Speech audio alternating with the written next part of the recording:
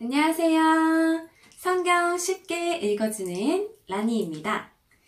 오늘은 창세기 43장 읽어볼 거예요. 오늘의 제목은 다시 이집트로 가는 요셉의 형들. 시작할게요. 가나안 땅에는 아직도 가뭄이 계속되었습니다. 야곱의 가족은 이집트에서 가져온 곡식을 다 먹었습니다. 그래서 야곱이 아들들에게 말했습니다. 이집트로 다시 가서 먹을 음식을 조금 더 사오너라. 그러자 유다가 야곱에게 말했습니다. 그 땅의 총리는 우리에게 매우 엄하게 경고했습니다. 그 사람은 너희 동생을 데려오너라. 그렇게 하지 않으면 다시는 나를 볼 수 없을 것이다. 라고 말했습니다. 만약 아버지께서 베냐민을 우리와 함께 보내주시면 이집트로 내려가 음식을 사오겠지만 베냐민을 보내주지 않으시면 내려가지 않겠습니다. 그 땅의 총리가 우리에게 경고했습니다. 베냐민을 데리고 오지 않으면 다시는 우리를 보지 않겠다고 말입니다. 이스라엘이라고도 부르는 야곱이 말했습니다. 왜 그 사람에게 다른 동생이 있다고 말했느냐? 너희가 나에게 큰 고통을 주는구나. 야곱의 아들들이 대답했습니다. 그 사람이 우리와 우리 가족에 대해서 자세히 물어보았습니다. 그 사람은 너희 아버지가 아직 살아계시냐? 너희에게 다른 동생이 있느냐? 하고 물어보았습니다. 우리는 그저 그의 물음에 대답했을 뿐입니다. 그 사람이 나머지 동생을 데리고 오라고 말할 줄을 우리가 어떻게 알았겠습니까? 그때 유다가 아버지 이스라엘에게 말했습니다. 베냐민을 우리와 함께 보내주십시오. 그러시면 지금 당장 떠나겠습니다. 그렇게 하셔야 우리가 죽지 않고 살 수 있습니다. 아버지와 우리 자식들이 살 수 있습니다. 제가 틀림없이 베냐민을 잘 돌보겠습니다. 제가 책임지겠습니다. 만약 제가 아버지께 베냐민을 다시 데리고 오지 못한다면 죽을 때까지 저를 욕하셔도 좋습니다. 이렇게 시간을 낭비하지 않았다면 벌써 2번은 다녀왔을 것입니다. 자, 저번에 야곱이 베냐민은 절대 안 돼 라면서 고집을 피웠잖아요. 그렇게 시간이 꽤 흘렀어요. 그동안에 시므온은 계속 이집트의 감옥에 갇혀 있었고요. 결국에 야곱은 베냐민을 포기 못하고 시므온이라는 아들을 포기한 거죠. 그 아들은 계속 감옥에 붙잡혀 있는데 베냐민을 안 놓아줘가지고 시므온을 못 찾아왔잖아요. 근데 이제 그때 이집트에서 사왔던 곡식이 다 떨어졌어요. 그래가지고 이제 다들 또 70명의 가족들이 굶어 죽게 생겼으니까 이집트 한 번 더 갔다 와. 곡식 사가지고 와. 이제 아들들을 이렇게 쿡쿡 찔렀는데 아들들이 그때 우리가 얼마나 힘들게 지금 곡식을 사왔는지 아버지는 모르신다. 2번 다시 베냐민을 데리고 가지 않으면 우리는 그 사람의 얼굴을 볼 수가 없다. 굉장히 우리를 그때 무섭게 대하셨던 분이라서 우리는 베냐민이 없이는 갈 수가 없다. 이제 이렇게 얘기를 했더니 야곱이 막 화를 내면서 도대체 베냐민 얘기는 왜 한 거야? 너네는 진짜 나를 속상하게 하는구나. 이러면서 막 화를 냈어요. 그랬더니 유다가 이제 베냐민을 보내셔야 우리가 모두 살 수 있다고 아버지를 다시 한번 강하게 설득을 시키는 거예요. 베냐민을 못 데리고 오면 내가 책임지겠다. 이러면서 자기가 이제 총대를 맨 거죠. 쉽게 말하면. 그러자 그들의 아버지 이스라엘이 말했습니다. 정 그렇다면 이렇게 하여라. 우리 땅에서 나는 것 중에서 가장 좋은 음식을 너희 자루 속에 담아가거라. 그리고 그것을 그 사람에게 선물로 주어라. 유향과 꿀을 가져가고 향료와 모략과 유향나무 열매와 아몬드도 가져가거라. 이번에는 돈도 2배로 가지고 가거라. 지난번에 너희 자루 속에 놓여있던 돈을 돌려주어라. 아마 실수로 그런 일이 있었던 것 같다.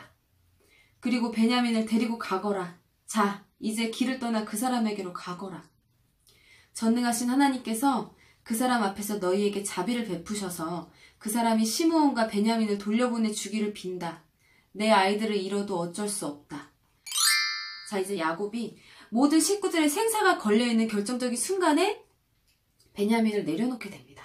유다의 설득력에 넘어간 것도 있지만 야곱 자신이 생각했을 때도 더 이상은 이거를 베냐민 한 사람을 위해서 많은 가족들을 희생시키기가 너무 어려웠기 때문에 결국엔 그냥 하나님께 모든 것을 믿고 맡긴다는 그런 마음가짐으로 그냥 조금 내려놓은 거예요. 그래, 이 베냐민 보내줄게. 그리고 그 사람한테 줄 다른 선물들도 좀 더 가져가. 그리고 돈도 저번보다 2배로 가져가고 모든 것이 그냥 잘 되기를 비는 수밖에 없어. 이러면서 이제 마음을 내려놓은 거죠.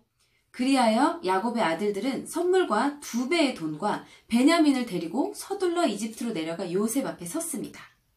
요셉은 형들과 함께 온 베냐민을 보고 자기 집 관리인에게 말했습니다.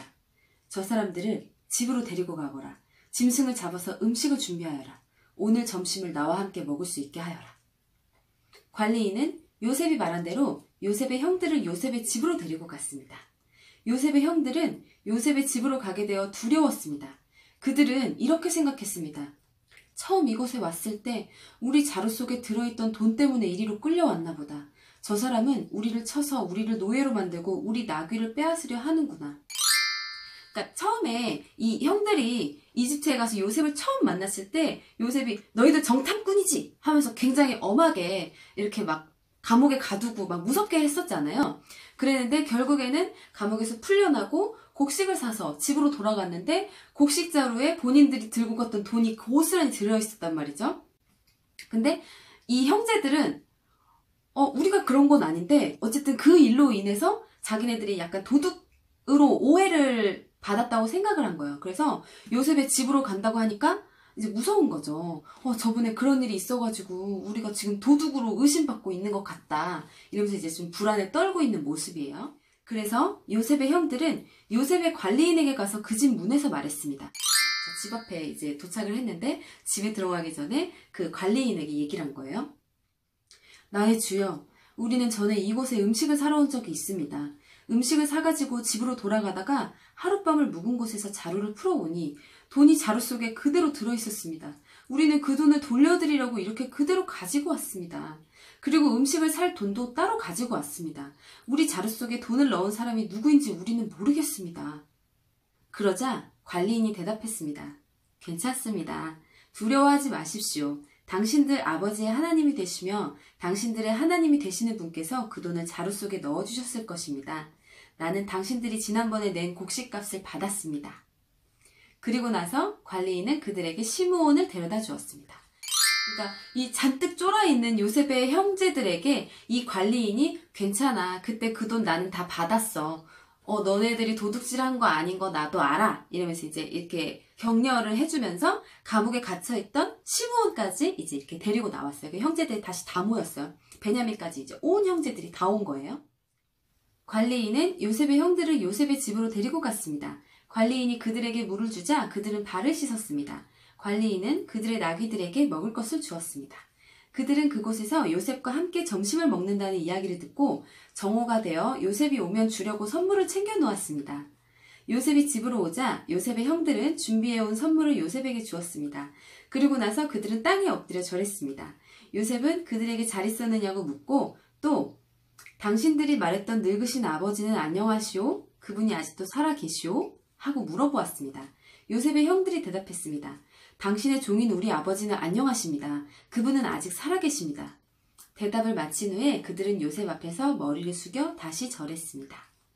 그때에 요셉은 자기와 어머니가 같은 친동생 베냐민을 보고 이 사람이 당신들이 말했던 그 막내 동생이요? 라고 물었습니다. 그리고 나서 요셉이 베냐민에게 말했습니다. 얘야, 하나님께서 너에게 은혜를 베푸시기를 바란다. 그 말을 마치고 요셉은 서둘러 자리를 떠났습니다. 요셉은 자기 동생 베냐민을 보니 눈물을 참을 수가 없었습니다. 그래서 요셉은 자기 방으로 가서 울었습니다. 이 대목에서 저는 너무 좀 슬펐어요. 너무 짠했어요. 그러니까 요셉이 형들의 손에 팔려서 머나먼 타지에 와서 노예살이를 하면서 굉장히 가진 고생을 많이 했잖아요.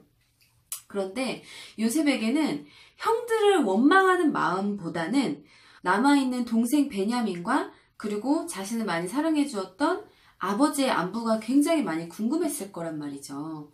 근데 자기가 그렇게 걱정했던 동생이 이렇게 눈앞에 나타나니까 너무 또 슬픈 감정이 복받쳐 오르면서 눈물이 터진 거죠. 근데 그 사람들 앞에서 울 수 없으니 방으로 들어가서 몰래 이렇게 눈물을 훔쳤다는 거예요.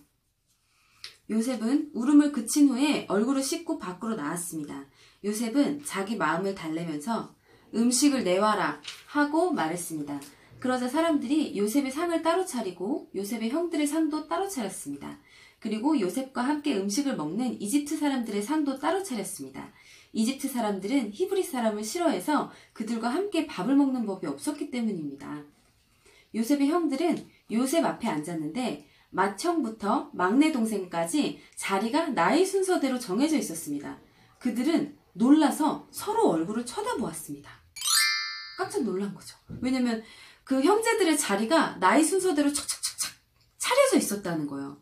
그러니까 약간 뭐지? 약간 이런 느낌이죠. 요셉은 자기 상에 놓인 음식을 형들의 상에 가져다 주게 했는데 베냐민에게는 다른 사람들보다 5배나 더 주었습니다. 요셉의 형들은 요셉과 함께 먹고 마시며 즐거워했습니다. 자, 오늘 내용 여기까지고요. 이 요셉이 형제들을 만나서 다 같이 식사 자리를 마련하는 것으로 오늘의 내용이 끝났어요. 그래서 이제 다음 장에는 요셉이 여기서 또 한 번 지혜를 발휘해서 이 형들을 기가 막히게 시험을 하는데요. 다음 장의 내용도 많이 기대해 주시고요. 오늘 영상 시청해 주셔서 감사드립니다. 다음 시간에 또 만나요. 안녕.